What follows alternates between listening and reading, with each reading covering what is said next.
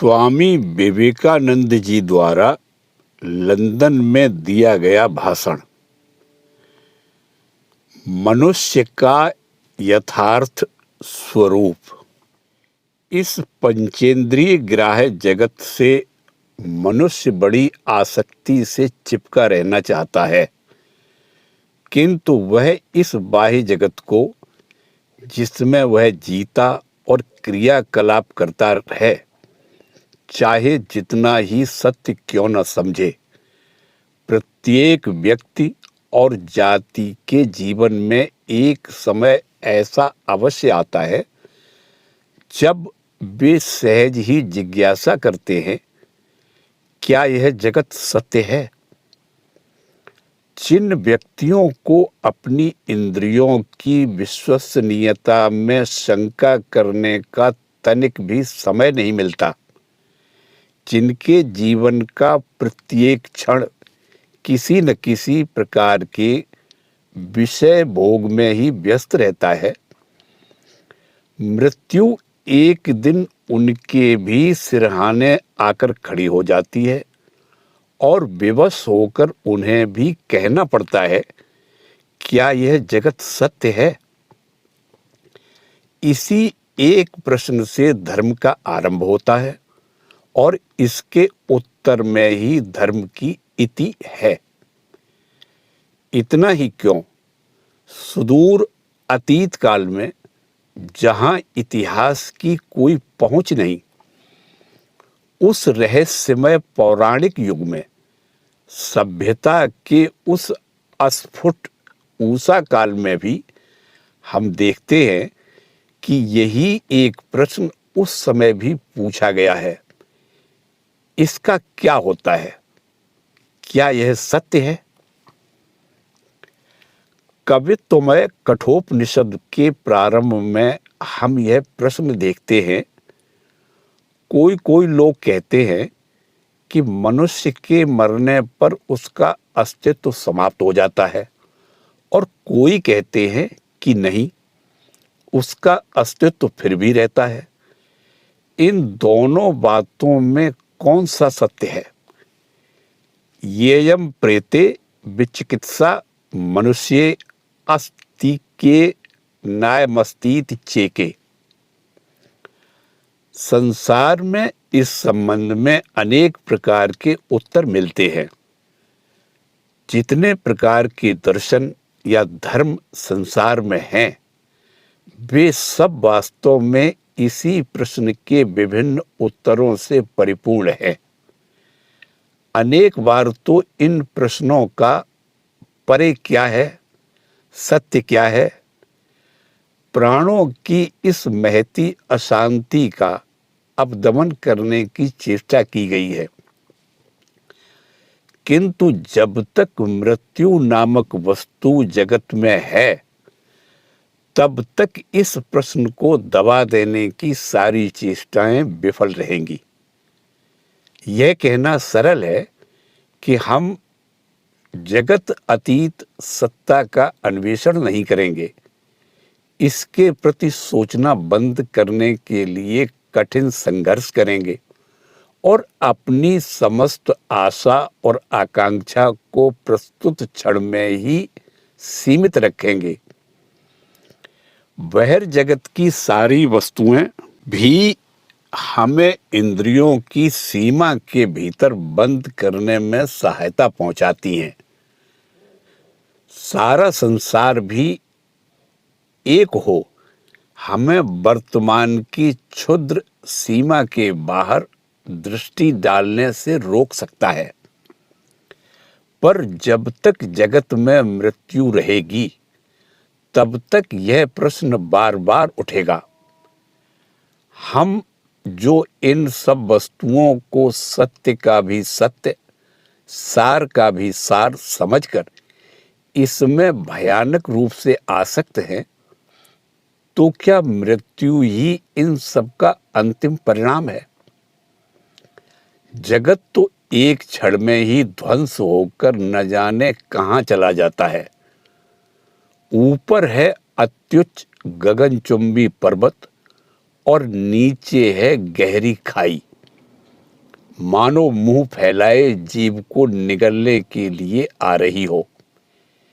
इस पर्वत के किनारे खड़े होने पर कितना ही कठोर अंतःकरण क्यों न हो, निश्चय ही सिहर उठेगा और पूछेगा, क्या यह सब सत्य है?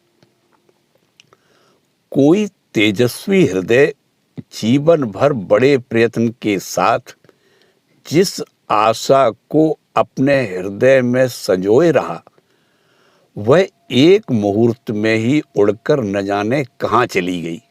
तो क्या हम इस सब आशा को सत्य कहेंगे? इस प्रश्न का उत्तर देना होगा। काल प्राणों की इस आकांक्षा की, हृदय के इस गंभीर प्रश्न की शक्ति का कभी भी ह्रास नहीं कर सकता। प्रत्युत काल का स्रोत ज्यों-ज्यों आगे बढ़ता जाता है, त्यों-त्यों इस प्रश्न की शक्ति भी बढ़ती जाती है। फिर मनुष्य को सुखी होने की इच्छा होती है। अपने को सुखी करने के लिए वह सभी ओर दौड़ता फिरता है, इंद्रियों के पीछे पीछे भागता रहता है, पागल की भांति बाह्य जगत में कार्य करता जाता है। जो युवक जीवन संग्राम में सफल हुए हैं, उनसे यदि पूछो तो वे कहेंगे, यह जगत सत्य है।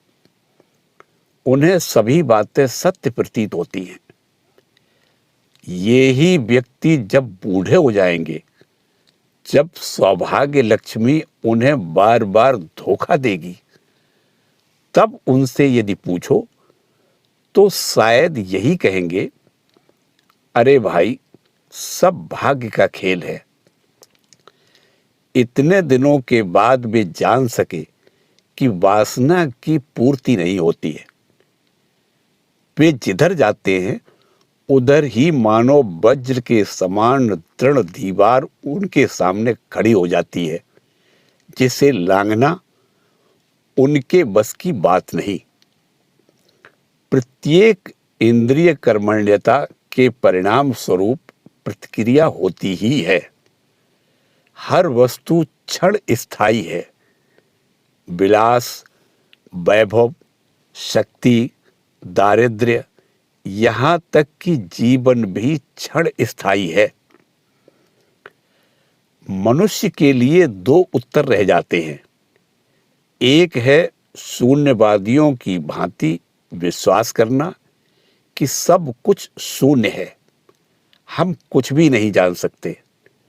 भूत, भविष्य या वर्तमान के भी संबंध में कुछ नहीं जान सकते, क्योंकि जो व्यक्ति भूत भविष्य को अस्वीकार कर केवल वर्तमान को स्वीकार करते हुए इसी में अपनी दृष्टि को सीमित रखना चाहता है, वह निरा पागल है।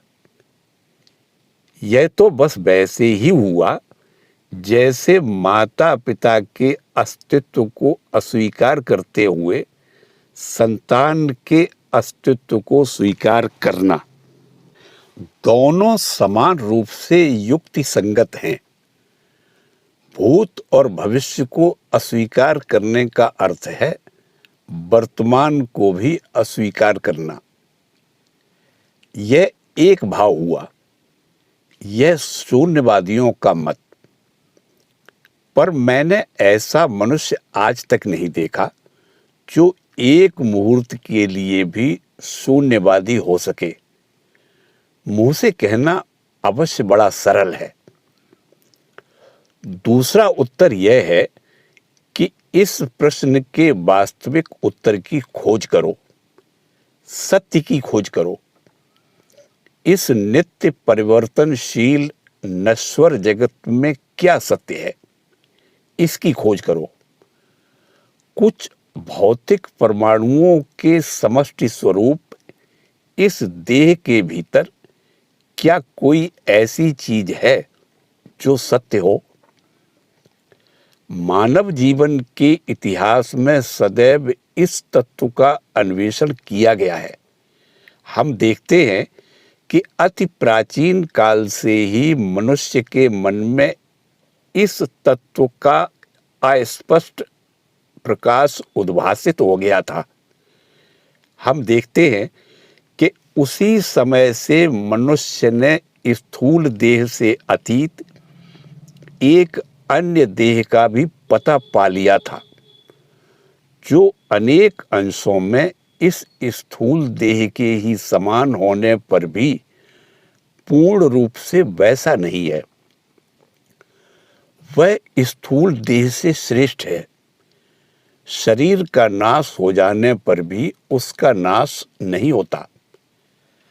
हम ऋग्वेद के एक सूक्त में मृत शरीर को दग्ध करने वाले अग्निदेव के प्रति यह मंत्र पाते हैं, हे अग्नि, तुम इसे अपने हाथों में लेकर धीरे धीरे ले जाओ। इसे सर्वांग सुंदर ज्योतिर्मय देह से संपन्न करो। इसे उसी स्थान में ले जाओ जहाँ पितृगण वास करते हैं, जहाँ दुख नहीं है, जहाँ मृत्यु नहीं है। तुम देखोगे कि सभी धर्मों में यह भाव विद्यमान है। और इसके साथ ही हम और एक विचार पाते हैं। आश्चर्य की बात है कि सभी धर्म एक स्वर से घोषणा करते हैं कि मनुष्य पहले निष्पाप और पवित्र था, पर आज उसकी अवनति हो गई है। इस भाव को फिर से रूपक की भाषा में या दर्शन की स्पष्ट भाषा में अथवा कविता की सुंदर भाषा में क्यों न प्रकाशित करें, पर वे सब के सब अवश्य इस एक तत्व की घोषणा करते हैं। सभी शास्त्रों और पुराणों में यही एक तत्व पाया जाता है कि मनुष्य जैसा पहले था वैसा अब नहीं है। आज वह पहले से गिरी हुई दशा में है। यहूदियों के धर्म ग्रंथों में आदम के पतन की जो कथा है, उसका भी मर्म वास्तव में यही है। हिंदू शास्त्रों में इसका बार बार उल्लेख हुआ है। हिंदुओं ने सतयुग कहकर जिस युग का वर्णन किया है, जबकि मनुष्य की मृत्यु उसकी इच्छानुसार होती थी, जब मनुष्य जितने दिन चाहे अपने शरीर को धारण कर सकता था, जब मनुष्यों का मन शुद्ध और दृढ़ था, उसमें भी इसी सार्वभौमिक सत्य का संकेत मिलता है। वे कहते हैं कि उस समय मृत्यु नहीं थी, किसी प्रकार का अशुभ या दुख नहीं था, और वर्तमान युग उसी उन्नत अवस्था का भ्रष्ट भाव मात्र है। इस वर्णन के साथ साथ हम सभी धर्मों में जल प्लावन अर्थात प्रलय का वर्णन भी पाते हैं। प्रलय की यह कथा ही इस बात को प्रमाणित करती है कि सभी धर्म वर्तमान युग को प्राचीन युग की भ्रष्ट अवस्था ही मानते हैं। जगत की भ्रष्टता क्रमशः बढ़ती गई। इसके बाद जब प्रलय हुआ तो अधिकांश जगत उसमें डूब गया। फिर उन्नति आरंभ हुई और अब यह जगत अपनी उसी प्राचीन पवित्र अवस्था को प्राप्त करने के लिए धीरे धीरे अग्रसर हो रहा है। तुम सब प्राचीन व्यवस्थान के प्रलय की कथा जानते ही हो। ठीक इसी प्रकार की कथा प्राचीन बेबीलोन, मिस्र, चीन और हिंदुओं में भी प्रचलित है। हिंदू शास्त्रों में प्रलय का इस प्रकार का वर्णन है। महर्षि मनु एक दिन गंगा तट पर संध्या बंदन में लगे थे। तब एक छोटी सी मछली ने आकर उनसे कहा, मुझे आश्रय दीजिए। मनु ने उसी क्षण पास रखे हुए पात्र में उसे रखकर उससे पूछा, तू क्या चाहती है? मछली बोली, एक बड़ी मछली मुझे मार डालने के लिए मेरा पीछा कर रही है, आप मेरी रक्षा कीजिए। मनु उसे घर ले आए। सवेरे देखा वह बढ़कर पात्र के बराबर हो गई है। मछली बोली, मैं अब इस पात्र में नहीं रह सकती। तब मनु ने उसे एक कुंड में रख दिया। दूसरे दिन वह कुंड के बराबर हो गई और कहने लगी, मैं इसमें भी नहीं रह सकती। तब मनु ने उसे नदी में डाल दिया।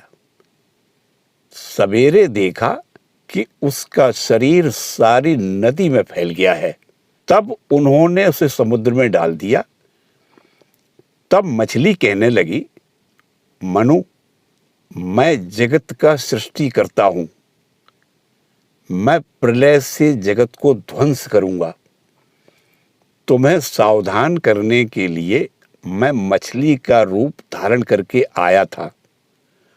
तुम एक बड़ी नौका बनाकर उसमें सभी प्रकार के प्राणियों का एक एक जोड़ा रखकर उनकी रक्षा करो और स्वयं भी सपरिवार उसमें जा बैठो। जब सारी पृथ्वी जल में डूब जाएगी, तब उस जल में तुम्हें मेरा एक सींग दिखेगा। तुम नौका को उसमें बांध देना। उसके बाद जल घट जाने पर नौका से उतरकर प्रजा वृद्धि करना। इस प्रकार प्रलय हुआ और मनु ने अपने परिवार सहित प्रत्येक प्राणी के एक एक जोड़े और उद्भिदों के बीजों की प्रलय से रक्षा की और प्रलय समाप्त हो जाने पर इस नौका से उतरकर वे प्रजा उत्पन्न करने में लग गए और हम लोग मनु के वंशज होने के कारण मानव कहलाने लगे। अब देखो, मानवीय भाषा उस आभ्यंतरिक सत्य को प्रकाशित करने का प्रयत्न मात्र है। मेरा तो दृढ़ विश्वास है कि एक छोटा बच्चा भी अपनी अस्पष्ट तोतली बोली में उच्चतम दार्शनिक सत्य को प्रकट करने की चेष्टा कर रहा है, पर हाँ, उसके पास उसे प्रकाशित करने के लिए कोई उपयुक्त इंद्रिय अथवा साधन नहीं है। उच्चतम दार्शनिक और शिशु की भाषा में जो भेद है, वह प्रकारगत नहीं, वह केवल परिणामगत है। आजकल के विशुद्ध प्रणालीबद्ध गणित के समान कटी छटी भाषा और प्राचीन ऋषियों की अस्पष्ट रहस्यमय पौराणिक भाषा में अंतर केवल मात्रा के तारतम्य में है।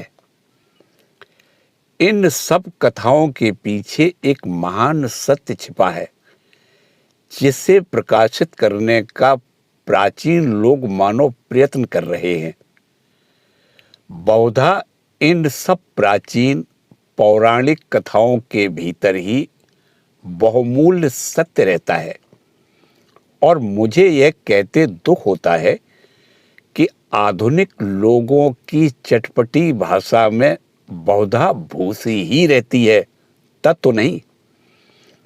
अतएव रूपक में सत्य छिपा है, यह कहकर अथवा वह अमुक तमुक के विचारों से मेल नहीं खाता, यह कहकर सभी प्राचीन बातों को एक किनारे कर देना उचित नहीं। अमुक महापुरुष ने ऐसा कहा है, अतएव इस पौराणिक कथा पर विश्वास करो।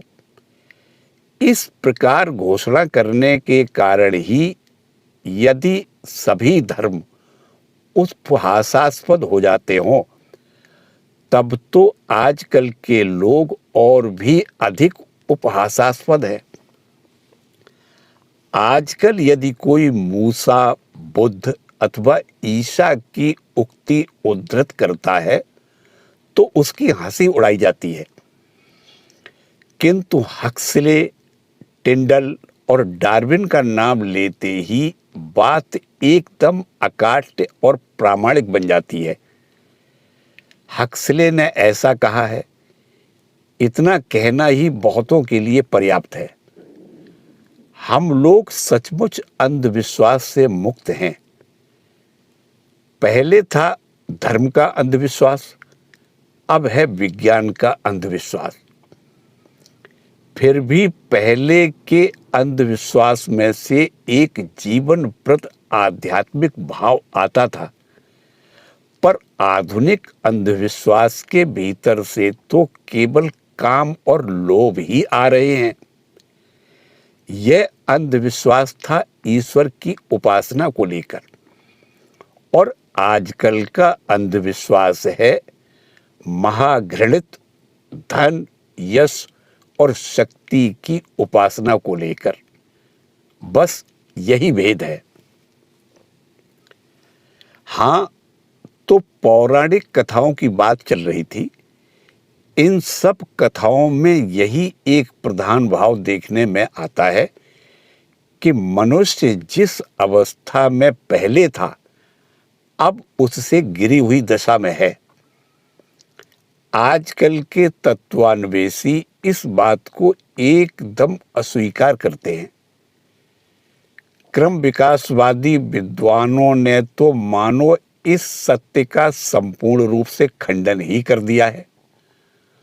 उनके मत से ईश्वर एक विशेष प्रकार के क्षुद्र मांसल जंतु का क्रम विकास मात्र है। अतएव पूर्वोक्त पौराणिक सिद्धांत सत्य नहीं हो सकता।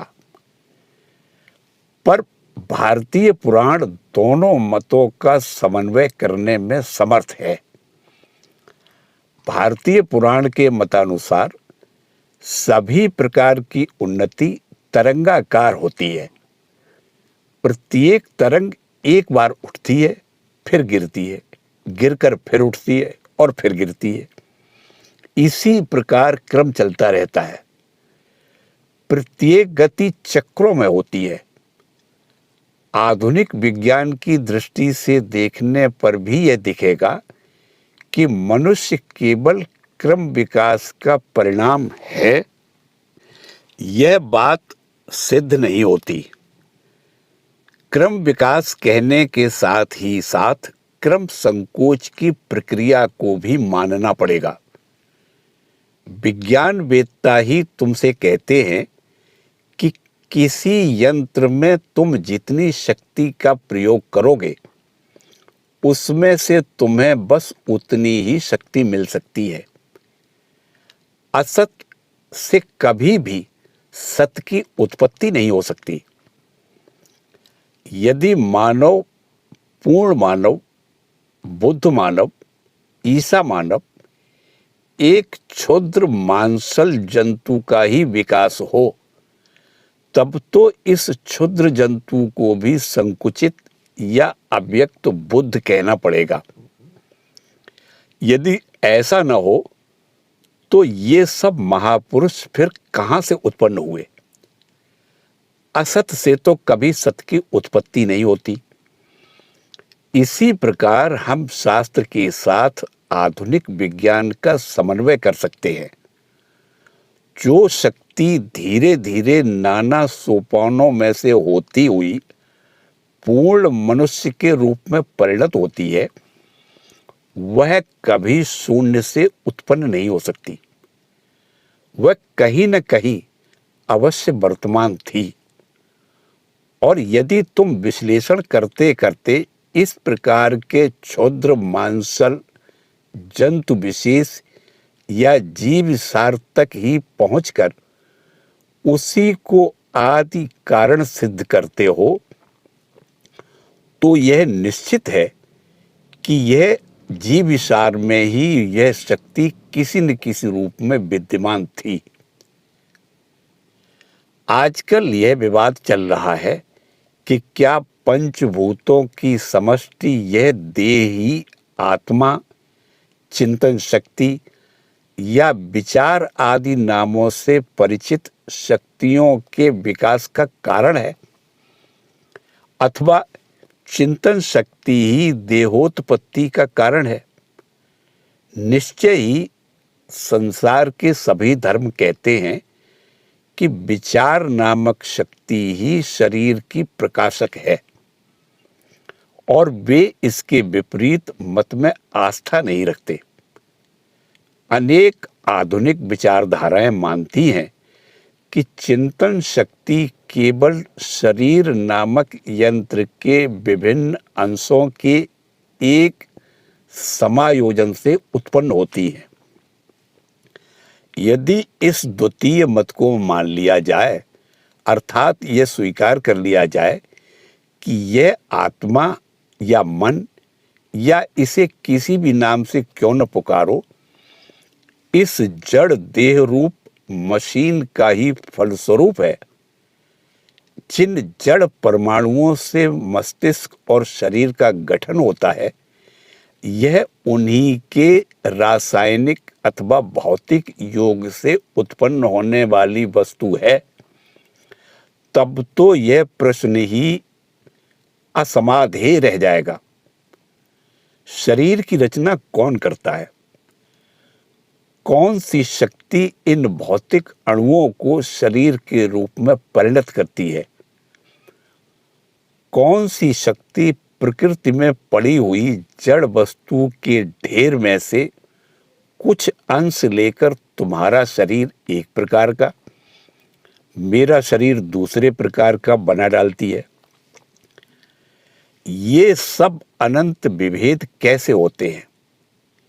यह कहना कि आत्मा नामक शक्ति शरीर के भौतिक परमाणुओं के विभिन्न संघातों से उत्पन्न होती है, ठीक वैसा ही है जैसे बैल के आगे गाड़ी जोतना। ये संघात कैसे उत्पन्न हुए? किस शक्ति ने ऐसा कर दिया? यदि तुम कहो कि अन्य किसी शक्ति ने यह संघात कर दिया है, और आत्मा जो इस समय एक विशेष जड़ राशि के साथ संहत दिखाई दे रही है, इन्हीं सब जड़ परमाणुओं के संघात का फल है, तब तो यह कोई उत्तर नहीं हुआ। जो मत अन्यान्य मतों का बिना खंडन किए, चाहे सबकी न हो, पर अधिकतर घटनाओं की, अधिकतर विषयों को व्याख्या कर सकता है, वही ग्राह्य है। अतएव यही बात अधिक युक्ति संगत है कि जो शक्ति जड़ तत्व को लेकर उससे शरीर का निर्माण करती है, और जो शक्ति शरीर के भीतर व्यक्त है, वे दोनों एक ही हैं। अतः यह कहना कि जो चिंतन शक्ति हमारे शरीर में व्यक्त है, वह केवल जड़ अणुओं के संयोग से उत्पन्न होती है, और इसीलिए शरीर से पृथक उसका कोई अस्तित्व नहीं, बिल्कुल निरर्थक है। इस कथन में कोई तत्व नहीं। फिर शक्ति कभी जड़ तत्व से उत्पन्न हो नहीं सकती, बल्कि यह प्रमाणित करना अधिक संभव है कि हम जिसे जड़ कहकर पुकारते हैं, उसका अस्तित्व ही नहीं है। वह केवल शक्ति की एक विशेष अवस्था है। यह सिद्ध किया जा सकता है कि ठोसपन, कठिनता आदि जो सब जड़ के गुण हैं, वे गति के फल हैं। द्रवों को प्रचुर शीर्षीय गति देने से वे ठोस हो जाते हैं। वायु पुंज में यदि अतिशय शीर्षीय गति उत्पन्न कर दी जाए, जैसे तूफान में, तो वह ठोस सा हो जाता है और अपने आघात से ठोस पदार्थों को तोड़ या काट सकता है। यदि मकड़ी के जाले के एक तंतु को अनंत वेग दिया जाए तो वह लोहे की जंजीर जैसा सशक्त हो जाएगा और ओक के पेड़ को काटकर पार हो जाएगा। इस प्रकार से विचार करने पर यह सिद्ध करना सहज है कि हम जिसे जड़ तत्व कहते हैं उसका कोई अस्तित्व ही नहीं है, किंतु दूसरा मत सिद्ध नहीं किया जा सकता। शरीर के भीतर यह जो शक्ति की अभिव्यक्ति देखी जाती है, यह है क्या? हम सभी यह बात सरलता से समझ सकते हैं कि यही शक्ति, फिर वह चाहे जो हो, जड़ परमाणुओं को लेकर उनसे एक विशेष आकृति, मनुष्य देह तैयार कर रही है। अन्य कोई आकर तुम्हारे या मेरे शरीर को नहीं बना देता।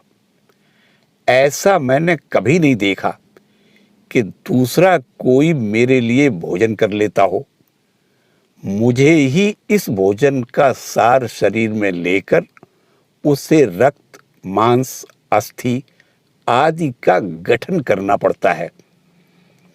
यह अद्भुत शक्ति क्या है? बहुतों को भूत और भविष्य संबंधी सिद्धांत भयावह प्रतीत होते हैं। बहुतों को तो केवल आनुमानिक व्यापार ही प्रतीत होते हैं। हम प्रस्तुत विषय को ही लेंगे। वह शक्ति क्या है जो इस समय हम में काम कर रही है? हम देख चुके हैं कि सभी प्राचीन शास्त्रों में इस शक्ति को, इसी शक्ति की अभिव्यक्ति को शारीरिक आकृति वाला एक ऐसा ज्योतिर्मय पदार्थ माना जाता है जो इस शरीर के नष्ट हो जाने पर भी बचा रहता है। क्रमशः हम देखते हैं कि केवल ज्योतिर्मय देह कहने से संतोष नहीं होता। एक और भी उच्चतर भाव लोगों के मन पर अधिकार करता दिखाई देता है। वह यह है कि किसी भी प्रकार का शरीर शक्ति का स्थान नहीं ले सकता। जिस किसी वस्तु की आकृति है वह बहुत से परमाणुओं की एक संयत मात्र है। अतएव उसको चलाने के लिए दूसरी कोई चीज चाहिए। यदि इस शरीर का गठन और परिचालन करने के लिए इस शरीर से भिन्न अन्य किसी वस्तु की आवश्यकता होती हो, तो इसी तर्क के बल पर इस ज्योतिर्मय देह का गठन और परिचालन करने के लिए भी इससे भिन्न अन्य वस्तु चाहिए। यह अन्य वस्तु कोई वस्तु ही संस्कृत भाषा में आत्मा नाम से संबोधित हुई है। यह आत्मा ही इस ज्योतिर्मय देह में से मानो स्थूल शरीर पर काम कर रही है। यह ज्योतिर्मय शरीर ही मन का आधार कहा जाता है और आत्मा इसके अतीत है। आत्मा मन भी नहीं है, वह मन पर कार्य करती है और मन के माध्यम से शरीर पर। तुम्हारे एक आत्मा है, मेरे भी एक आत्मा है, सभी के अलग अलग आत्मा है और एक एक सूक्ष्म शरीर भी। इस सूक्ष्म शरीर की सहायता से हम स्थूल शरीर पर कार्य करते हैं। अब प्रश्न उठने लगा, आत्मा और उसके स्वरूप के संबंध में। शरीर और मन से पृथक इस आत्मा का क्या स्वरूप है? बहुत से वाद प्रतिवाद होने लगे। नाना प्रकार के सिद्धांत और अनुमान होने लगे, अनेक विध दार्शनिक अनुसंधान होने लगे।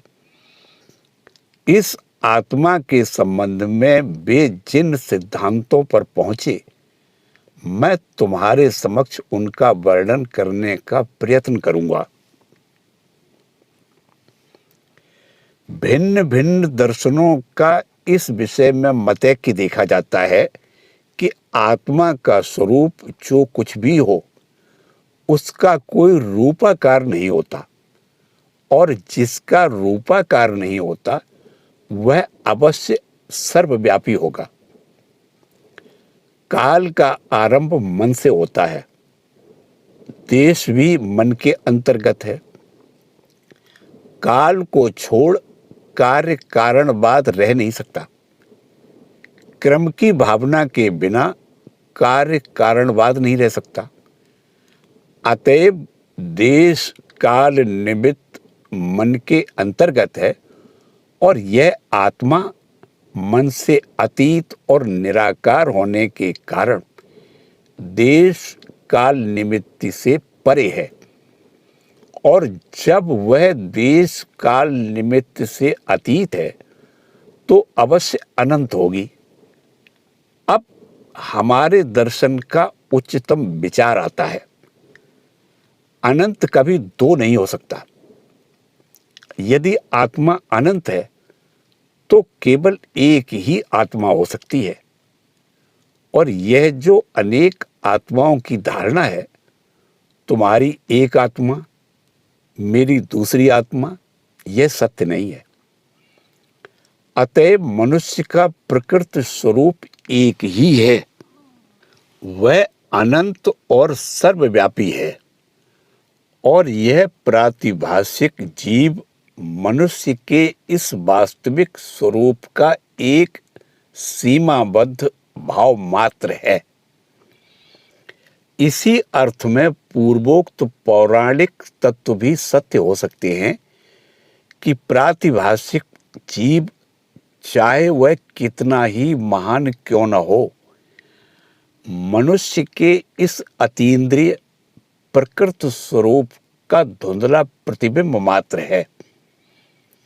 अतएव मनुष्य का प्रकृति स्वरूप आत्मा कार्य कारण से अतीत होने के कारण, देश काल आदि के अतीत होने के कारण अवश्य मुक्त स्वभाव है।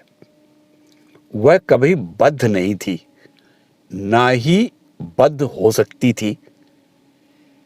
यह प्रातिभाषिक जीव, यह प्रतिबिंब देश काल निमित्त के द्वारा सीमाबद्ध होने के कारण बद्ध है, अथवा हमारे कुछ दार्शनिकों की भाषा में प्रतीत होता है मानो वह बद्ध हो गई है, पर वास्तव में वह बद्ध नहीं है। हमारी आत्मा के भीतर जो यथार्थ सत्य है वह यही कि आत्मा सर्वव्यापी है, अनंत है, चैतन्य स्वभाव है। हम स्वभाव से ही वैसे हैं, हमें प्रयत्न करके वैसा नहीं बनना पड़ता। प्रत्येक आत्मा अनंत है, अतः जन्म और मृत्यु का प्रश्न ही नहीं उठ सकता। कुछ बालक परीक्षा दे रहे थे, परीक्षक कठिन कठिन प्रश्न पूछ रहे थे। उनमें यह भी प्रश्न था कि पृथ्वी गिरती क्यों नहीं। वे गुरुत्वाकर्षण के नियम आदि संबंधी उत्तर की आशा कर रहे थे। अधिकांश बालक बालिकाएं कोई उत्तर नहीं दे सके। कोई कोई गुरुत्वाकर्षण या और कुछ कह कह कर उत्तर देने लगे। उनमें से एक बुद्धिमती बालिका ने एक और प्रश्न करके इस प्रश्न का समाधान कर दिया। पृथ्वी गिरेगी कहां पर? यह प्रश्न ही तो गलत है। पृथ्वी गिरे कहां? पृथ्वी के लिए गिरने और उठने का कोई अर्थ नहीं।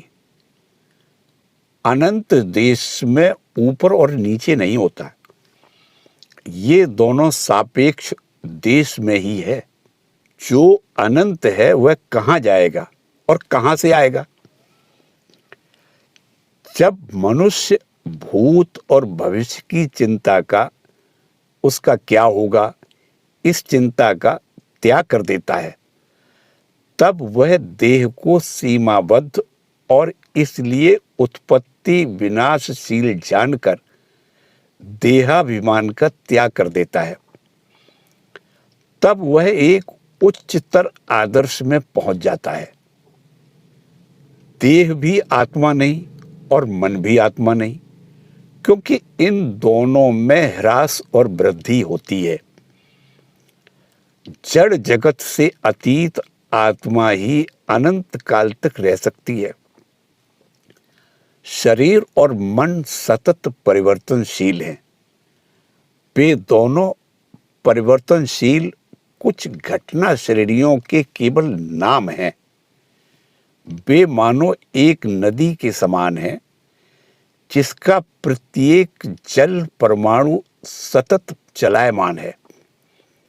फिर भी वह नदी सदा एक अविच्छिन्न प्रवाह सी दिखती है। इस देह का प्रत्येक परमाणु सतत परिणामशील है। किसी भी व्यक्ति का शरीर कुछ क्षण के लिए भी एक समान नहीं रहता।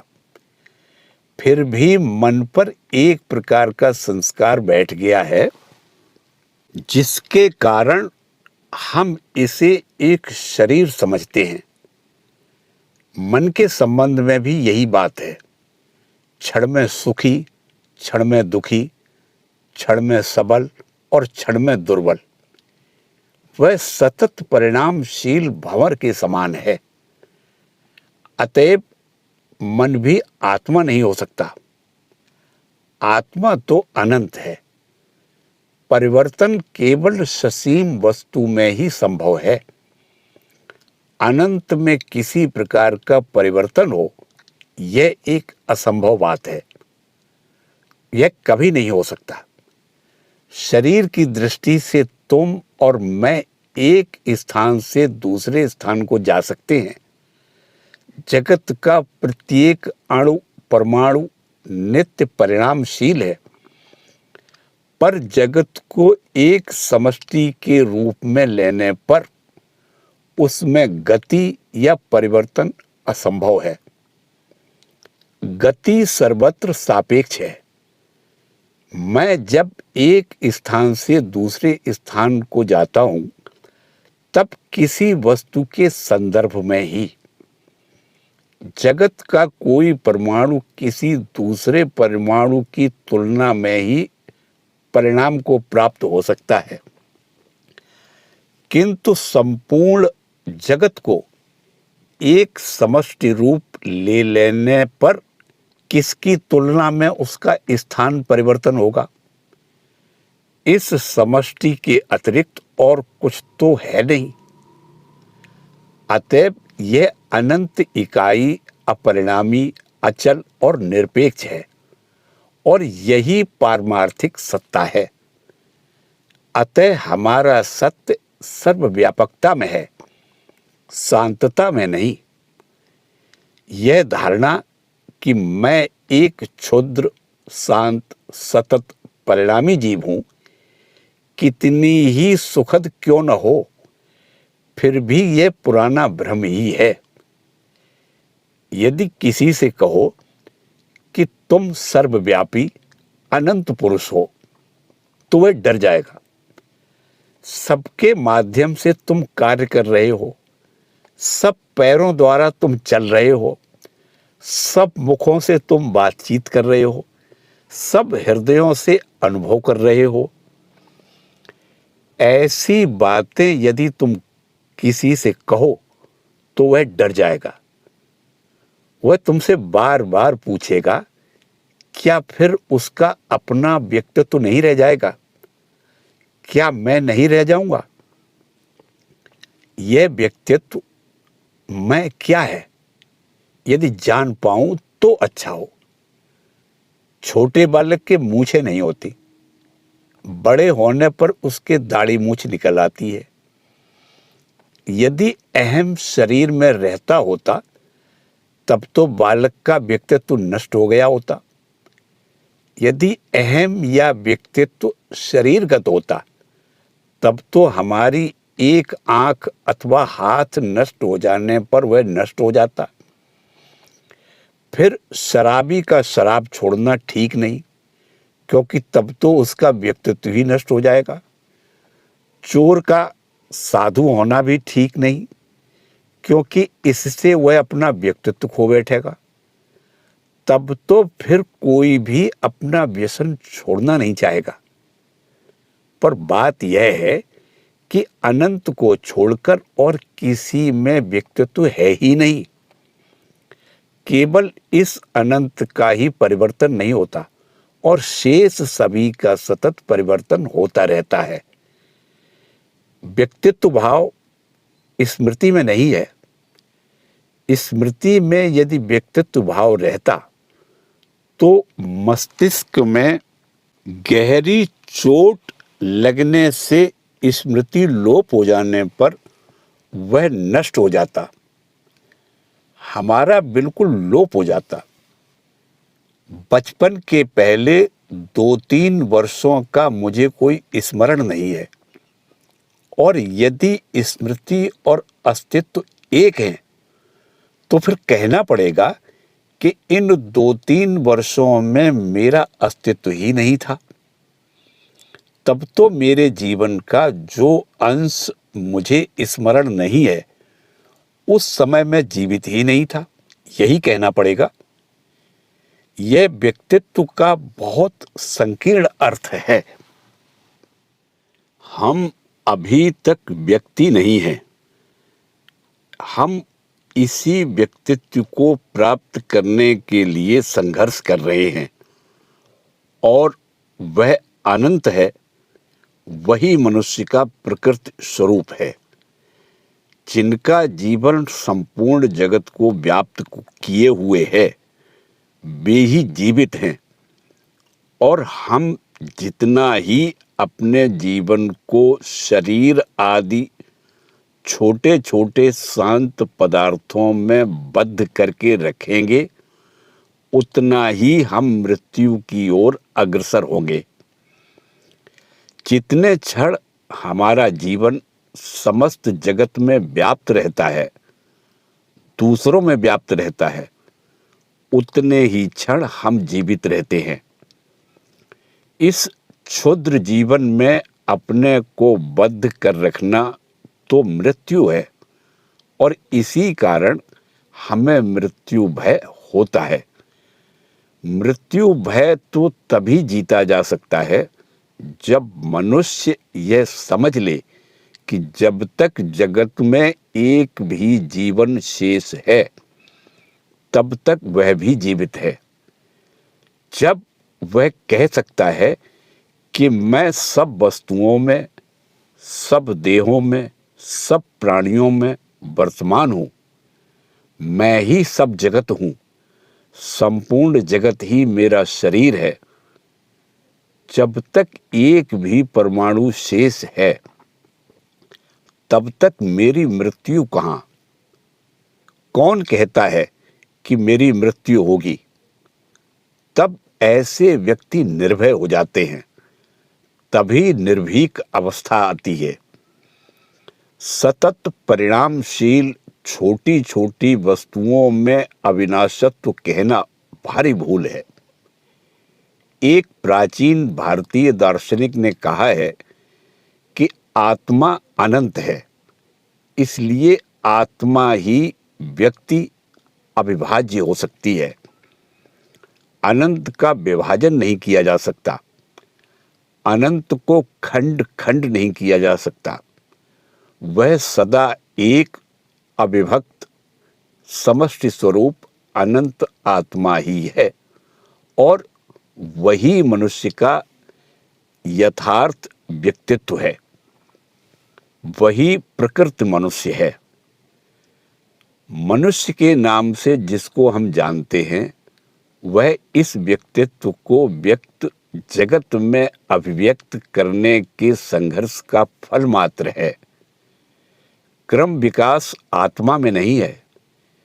यह जो परिवर्तन हो रहा है, बुरा व्यक्ति भला हो रहा है, पशु मनुष्य हो रहा है, यह सब कभी आत्मा में नहीं होता। कल्पना करो कि एक पर्दा मेरे सामने है और उसमें एक छोटा सा छिद्र है जिसमें से मैं केवल कुछ चेहरे देख सकता हूं। यह छिद्र जितना बड़ा होता जाता है, सामने का दृश्य उतना ही अधिक मेरे सम्मुख प्रकाशित होता जाता है। और जब यह छिद्र पूरे पर्दे को व्याप्त कर लेता है, तब मैं तुम सबको स्पष्ट देख लेता हूं।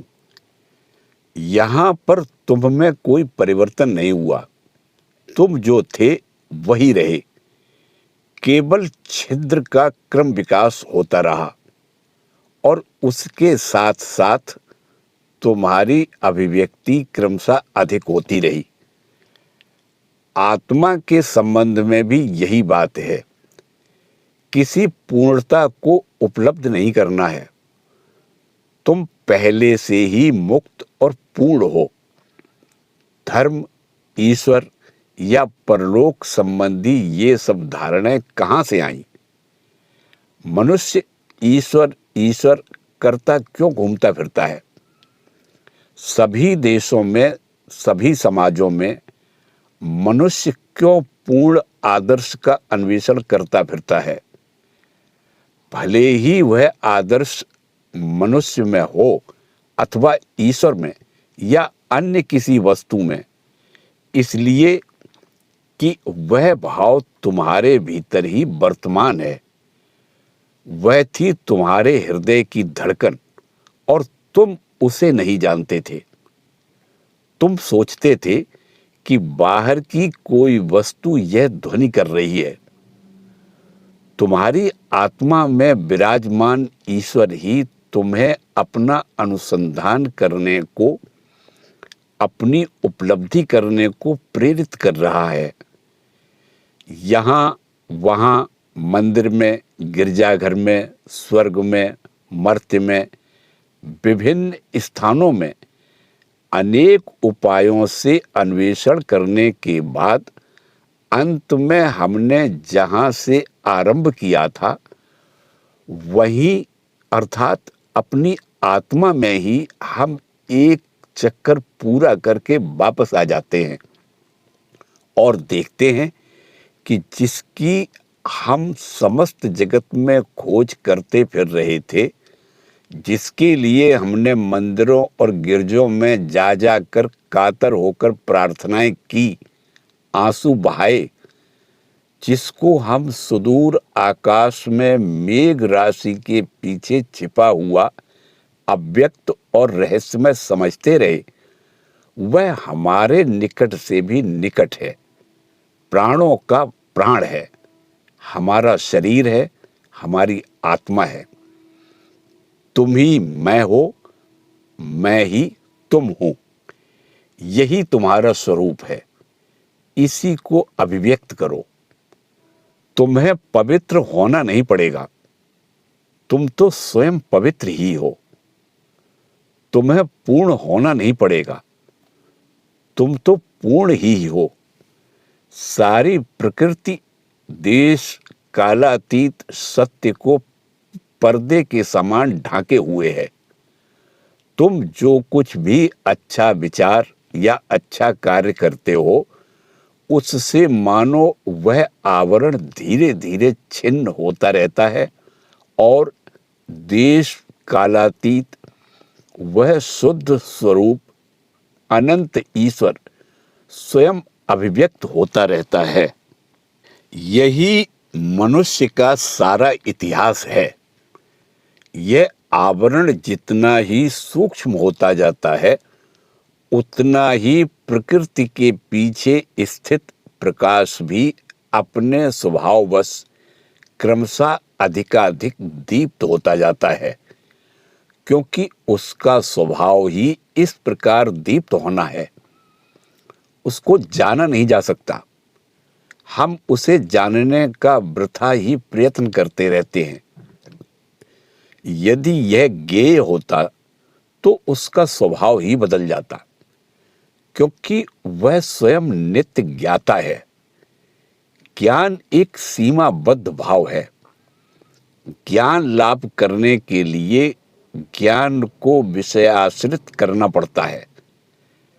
वह तो सारी वस्तुओं का ज्ञाता है, सब विषयों का विषयी स्वरूप है, इस विश्व ब्रह्मांड का साक्षी स्वरूप है, तुम्हारी ही आत्मा है। ज्ञान तो मानो एक निम्न अवस्था है, एक भ्रष्ट भाव मात्र है। हमें वह नित्य ज्ञाता आत्मा है, फिर उसे हम किस प्रकार जानेंगे? प्रत्येक व्यक्ति वह आत्मा है और सब लोग विभिन्न उपायों से इसी आत्मा को जीवन में प्रकाशित करने का प्रयत्न कर रहे हैं। यदि ऐसा न होता तो ये सब नीति संहिताएं कहाँ से आती? सारी नीति संहिताओं का तात्पर्य क्या है? सभी नीति संहिताओं में एक ही भाव भिन्न भिन्न रूप से प्रकाशित हुआ है, और वह है दूसरों का उपकार करना। मनुष्यों के प्रति, सारे प्राणियों के प्रति दया ही मानव जाति के समस्त सत्कर्मों का पथ प्रदर्शक प्रेरक है। और ये सब मैं ही विश्व हूं। यह विश्व एक अखंड स्वरूप है। इसी सनातन सत्य के विभिन्न भाव मात्र हैं। यदि ऐसा न हो तो दूसरों का हित करने में भला कौन सी युक्ति है? मैं क्यों दूसरों का उपकार करूं? परोपकार करने को मुझे कौन बाध्य करता है? सर्वत्र समदर्शन से उत्पन्न जो सहानुभूति की भावना है, उसी से यह बात सिद्ध होती है। अत्यंत कठोर अंतःकरण भी कभी कभी दूसरों के प्रति सहानुभूति से भर जाता है। और तो और जो व्यक्ति इस आपात प्रतीयमान व्यक्तित्व वास्तव में भ्रम मात्र है, इस भ्रमात्मक व्यक्तित्व में आसक्त रहना अत्यंत नीच कार्य है। ये सब बातें सुनकर भयभीत हो जाता है। वही व्यक्ति तुमसे कहेगा कि संपूर्ण आत्मत्याग ही सारी नैतिकता का केंद्र है। किंतु पूर्ण आत्मत्याग क्या है? संपूर्ण आत्मत्याग हो जाने पर क्या शेष रहता है?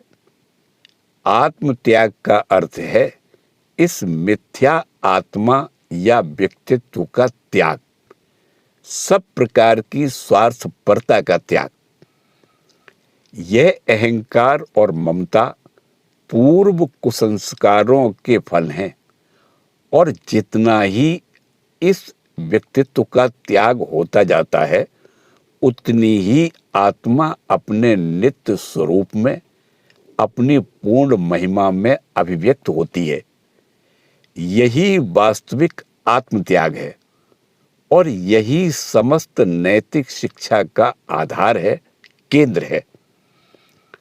मनुष्य इसे जाने या न जाने, समस्त जगत धीरे धीरे इसी दिशा में जा रहा है। अल्पाधिक परिमाण में इसी का अभ्यास हो रहा है। यह बात केवल इतनी ही है कि अधिकांश लोग इसे अचेतन पूर्वक कर रहे हैं। वे इसे चेतन पूर्वक करें। यह मैं और मेरा प्रकृत आत्मा नहीं है, किंतु केवल एक सीमाबद्ध भाव है।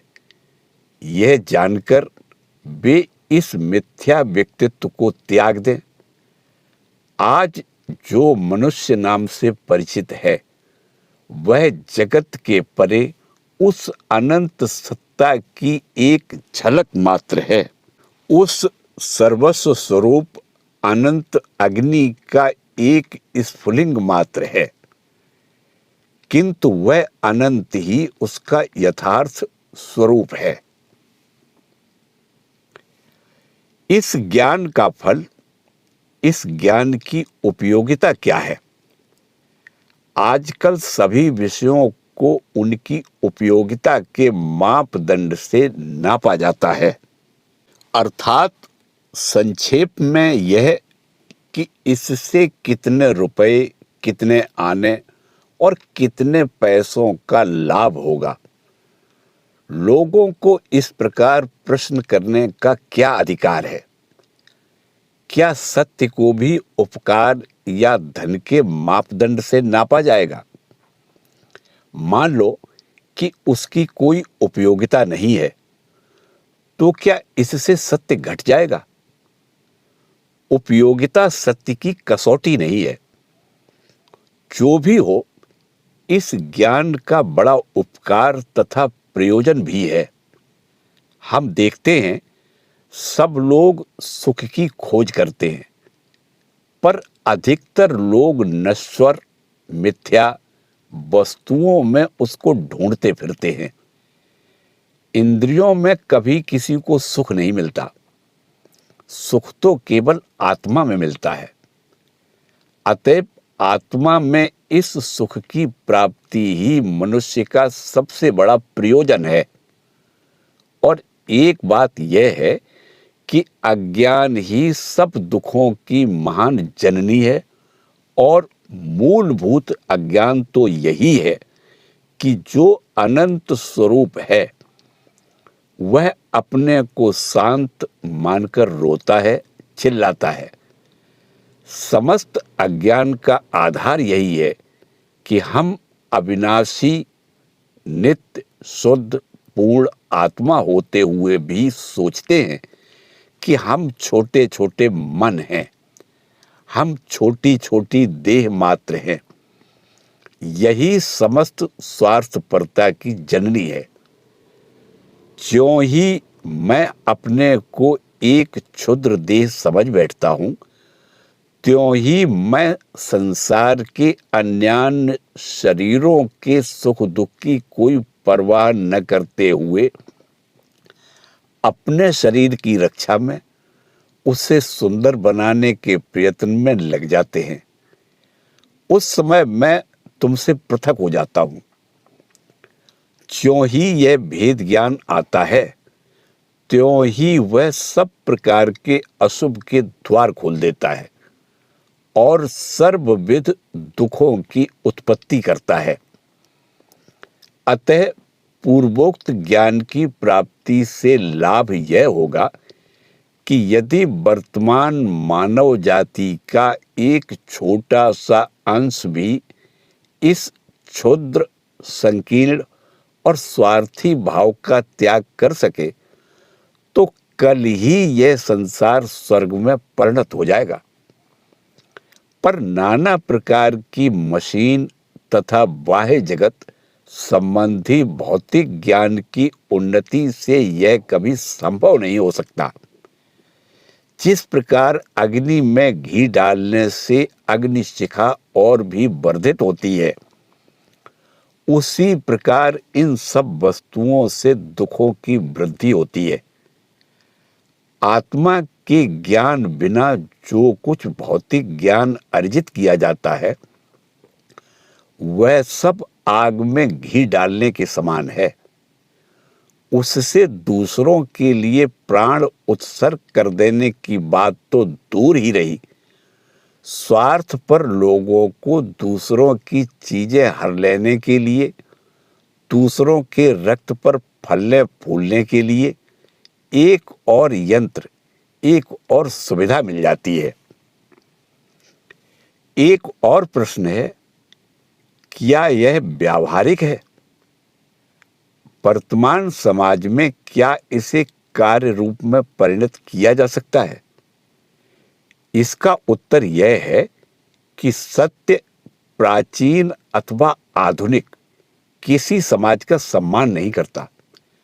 समाज को ही सत्य का सम्मान करना पड़ेगा, अन्यथा समाज नष्ट हो जाएगा। सत्य को समाज के अनुसार अपने को ढालना नहीं पड़ता। यदि निस्वार्थपरता के समान महान सत्य समाज में कार्य रूप में परिणत न किया जा सकता हो, तो ऐसे समाज को छोड़कर वन में चले जाना ही बेहतर है। इसी का नाम साहस है। साहस दो प्रकार का होता है। एक प्रकार का साहस है तोप के मुंह में दौड़ जाना। दूसरे प्रकार का साहस है आध्यात्मिक विश्वास। एक बार एक दिग्विजयी सम्राट भारतवर्ष में आया। उसके गुरु ने उसे भारतीय साधुओं से साक्षात करने का आदेश दिया था। बहुत खोज करने के बाद उसने देखा कि एक वृद्ध साधु एक पत्थर पर बैठे हैं। सम्राट ने उनसे कुछ देर बातचीत की और उनके ज्ञान से बड़ा प्रभावित हुआ। उसने साधु को अपने साथ देश ले जाने की इच्छा प्रकट की। साधु ने इसे अस्वीकार नहीं किया और कहा, मैं इस वन में बड़े आनंद में हूं। सम्राट बोला, मैं समस्त पृथ्वी का सम्राट हूं। मैं आपको असीम ऐश्वर्य और उच्च पद मर्यादा दूंगा। साधु बोले, ऐश्वर्य, पद मर्यादा आदि किसी बात की मेरी कोई इच्छा नहीं है। तब सम्राट ने कहा, आप यदि मेरे साथ नहीं चलेंगे तो मैं आपको मार डालूंगा। इस पर साधु प्रशांत पूर्वक हंसे और बोले, राजन, आज तुमने अपने जीवन में सबसे मूर्खतापूर्ण बात कही। तुम्हारी क्या हस्ती कि तुम मुझे मारो। सूर्य मुझे सुखा नहीं सकता, अग्नि मुझे जला नहीं सकती, तलवार मेरा संहार नहीं कर सकती, क्योंकि मैं तो जन्म रहित अविनाशी, नित्य विद्यमान, सर्वव्यापी, सर्वशक्तिमान आत्मा हूं। यह आध्यात्मिक साहस है। और दूसरा है शेर या सिंह का साहस। सन 1857 ईस्वी के गदर के समय एक मुसलमान सिपाही ने एक सन्यासी महात्मा को बुरी तरह घायल कर दिया। हिंदू विद्रोहियों ने उस मुसलमान को पकड़ लिया और उसे स्वामी जी के पास लाकर कहा, आप कहें तो इसका वध कर दें। स्वामी जी ने उसकी ओर प्रशांत पूर्वक देखा और कहा, भाई, तुम ही वह हो तत्त्वमसि। और यह कहते कहते उन्होंने शरीर छोड़ दिया। यह दूसरा उदाहरण है। यदि तुम ऐसे समाज की रचना नहीं कर सकते जिसमें सर्वोच्च सत्य को स्थान मिले, अपने बाहुबल की, अपने पाश्चात्य संस्थानों की श्रेष्ठता की बात करनी व्यर्थ है। अपनी महत्ता और श्रेष्ठता की तुम क्यों व्यर्थ सेखी बघारते हो। संसार को कोई 100 साहसी नर नारियों की आवश्यकता है।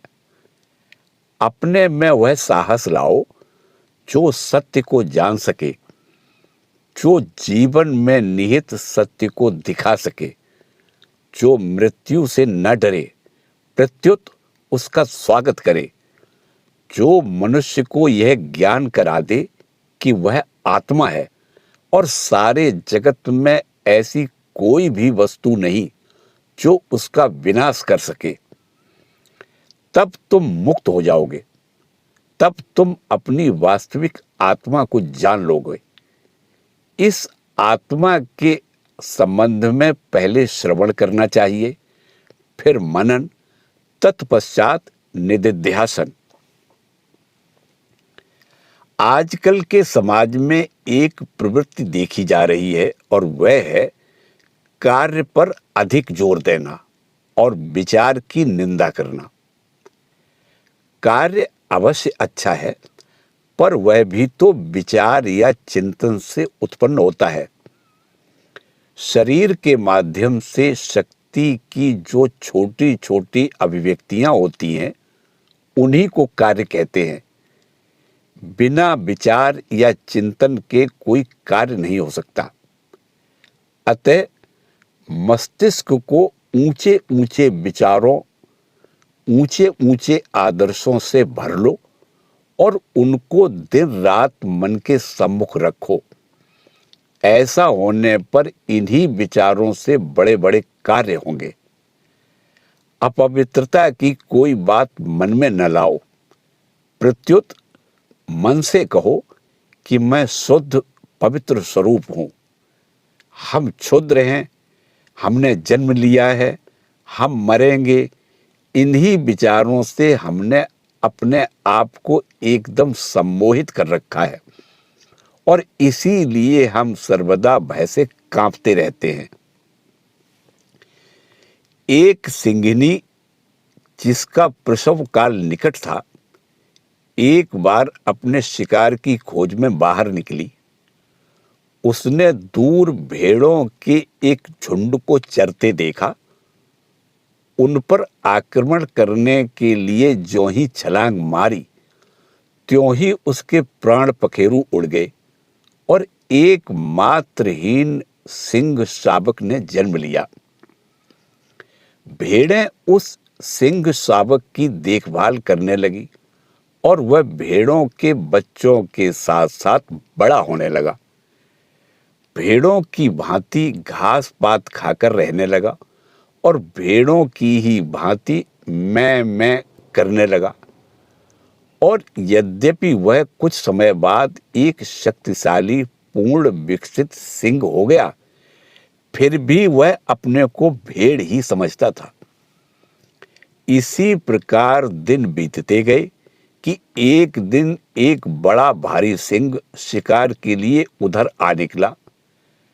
पर उसे यह देख बड़ा आश्चर्य हुआ कि भेड़ों के बीच एक सिंह भी है और वह भेड़ों की ही भांति डरकर भागा जा रहा है।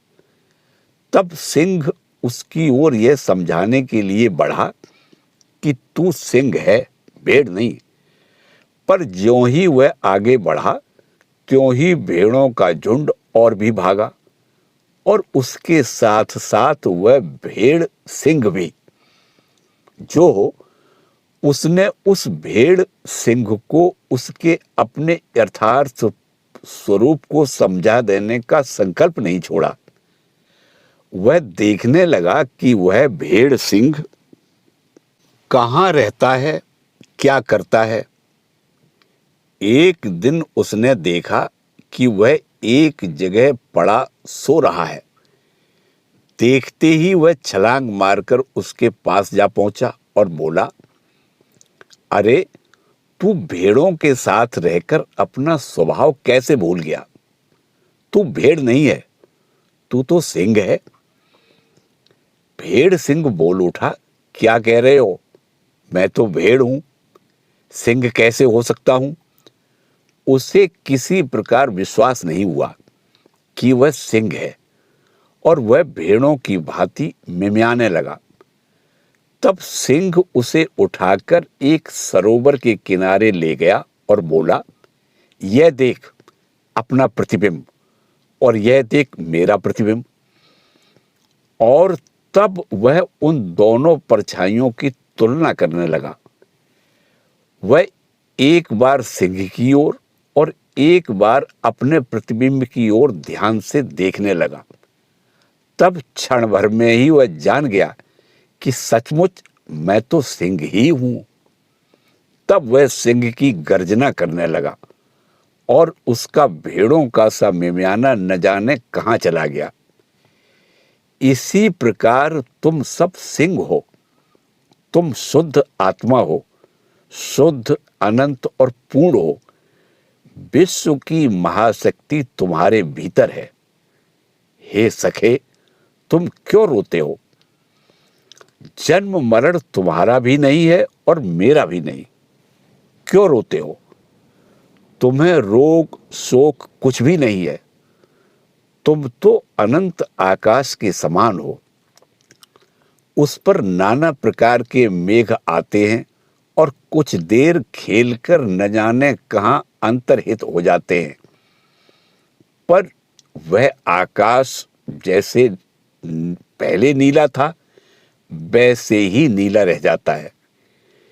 इसी प्रकार के ज्ञान का अभ्यास करना होगा। हम संसार में पाप ताप क्यों देखते हैं? किसी मार्ग में एक ठूंठ खड़ा था। एक चोर उधर से जा रहा था। उसने समझा कि वह कोई पहरे वाला है।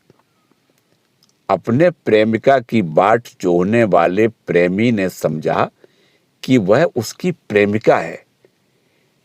एक बच्चे ने जब उसे देखा तो भूत समझकर डर के मारे चिल्लाने लगा। इस प्रकार भिन्न भिन्न व्यक्तियों ने यद्यपि उसे भिन्न भिन्न रूपों में देखा, तथापि वह एक ठूंठ के अतिरिक्त और कुछ भी नहीं था। हम स्वयं जैसे होते हैं, जगत को भी वैसा ही देखते हैं। मान लो कमरे में मेज पर सोने की एक थाली रखी है और एक छोटा बच्चा वहां खेल रहा है। इतने में एक चोर वहां आता है और उस थैली को चुरा लेता है। तो क्या बच्चा यह समझेगा कि चोरी हो गई? हमारे भीतर जो है वही हम बाहर भी देखते हैं। बच्चे के मन में चोर नहीं है, अतएव वह बाहर भी चोर नहीं देखता। सब प्रकार के ज्ञान के संबंध में ऐसा ही है। संसार के पाप अत्याचार आदि की बात मन में न लाओ, पर रो कि तुम्हें जगत में अब भी पाप दिखता है। रो कि तुम्हें अब भी सर्वत्र अत्याचार दिखाई पड़ता है। और यदि तुम जगत का उपकार करना चाहते हो तो जगत पर दोषारोपण करना छोड़ दो, उसे और भी दुर्बल मत करो। आखिर ये सब पाप दुख आदि क्या हैं? ये सब दुर्बलता के ही फल हैं। लोग बचपन से ही शिक्षा पाते हैं कि वे दुर्बल हैं, पापी हैं। इस प्रकार की शिक्षा से संसार दिन पर दिन दुर्बल होता जा रहा है। उनको सिखाओ कि वे सब उसी अमृत की संतान हैं, और तो और जिसके भीतर आत्मा का प्रकाश अत्यंत क्षीण है, उसे भी यही शिक्षा दो। बचपन से ही उनके मस्तिष्क में इस प्रकार के विचार प्रविष्ट हो जाएं, जिनसे उनकी यथार्थ सहायता हो सके, जो उनको सबल बना दे, जिनसे उनका कुछ यथार्थ हित हो। दुर्बलता और अवसाद कारक विचार उनके मस्तिष्क में प्रवेश ही न करें। सच्चिंतन के स्रोत में शरीर को बहा दो और अपने मन से सर्वदा कहते रहो, मैं ही वह हूं, मैं ही वह हूं। तुम्हारे मन में दिन रात यह बात संगीत की भांति झंकृत होती रहे और मृत्यु के समय भी तुम्हारे अधरों पर सोहम सोहम खेलता रहे। यही सत्य है। जगत की अनंत शक्ति तुम्हारे भीतर है। जो कुसंस्कार तुम्हारे मन को ढके हुए हैं, उन्हें भगा दो। साहसी बनो, सत्य को जानो और उसे जीवन में परिणत करो। चरम लक्ष्य भले ही बहुत दूर हो, पर उठो, जागो। जब तक ध्येय तक न पहुंचो, तब तक मत रुको।